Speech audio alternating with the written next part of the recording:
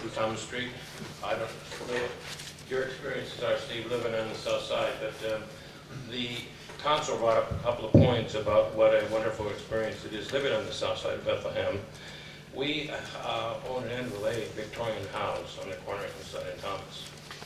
And it's virtually impossible to shop in this house tonight without being panhandled out. There are three major areas where you see this, between the pizza store and the wine store. That's one major area. The other place is where the magazine shop is and across the street. And the third major area is on the 4th Street at Fillmore and where the gas station is, and 4th Street and Fillmore. You get hit all the time at these sites.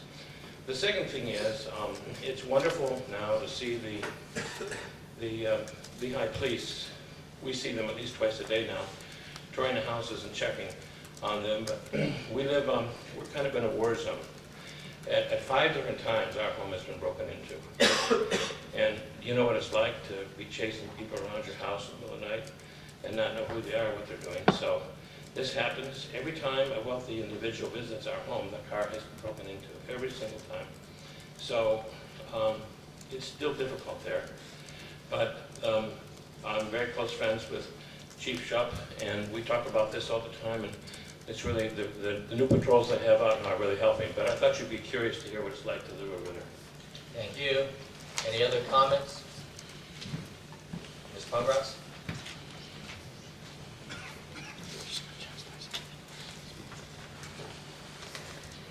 My name is Mary Pungratz, 321 West 4th Street. There are some things that happened tonight that disturbed me.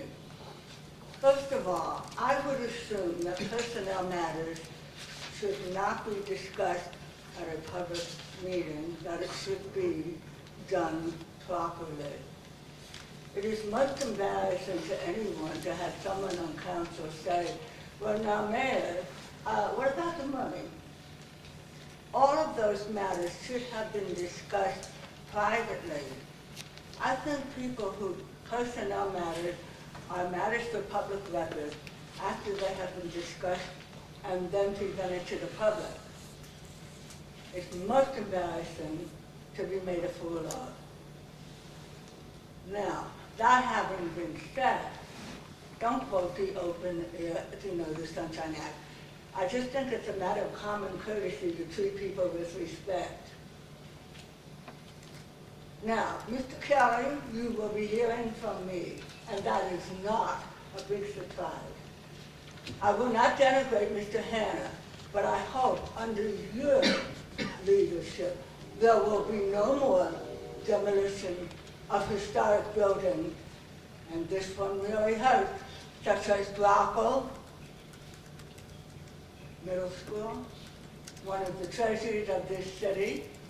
Oh, and my favorite of all time, a McDonald's restaurant where it looks like a circus coming down Wyandotte Street. So I would hope that Mr. Kelly, you have a better sense of preservation and what makes Bethlehem unique. If you don't, honey, I shall be after you. The other thing that bothers me, the applicant today for a license had a representative up here. I got absolutely scared. A presentation that big.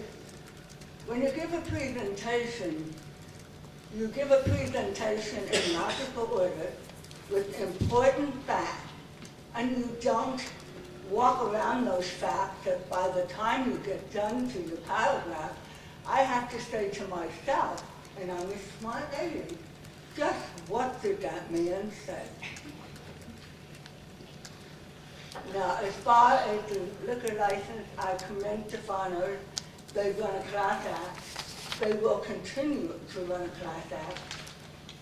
And I would rather see them, as Sharon Dolan said, make a wonderful adaptive use of a worthwhile building whereby you can preserve a building, you have adequate parking, and you have a record in the restaurant business which is of the best.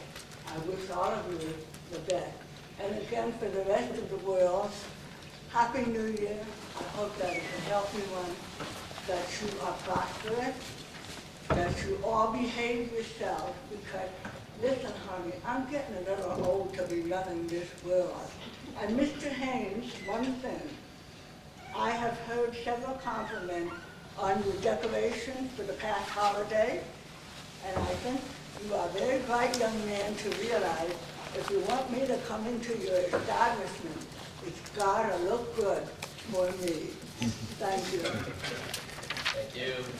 Mr. Grubb, then Mr. Nile. You can't deny me a second term. After my professor.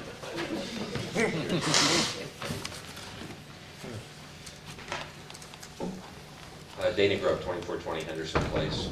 I just want to note that Mr. Kelly is still here during public comment. I appreciate that. I think directors should remain during that period of the meeting. I'd like to follow up with what Bob Fenning was talking about concerning Martin Tower. And there was a quote in the paper about, the mayor made this quote about the price point keeps going down on some of the proposed housing over there. That's not necessarily a bad thing. I've had this discussion with a few members of council.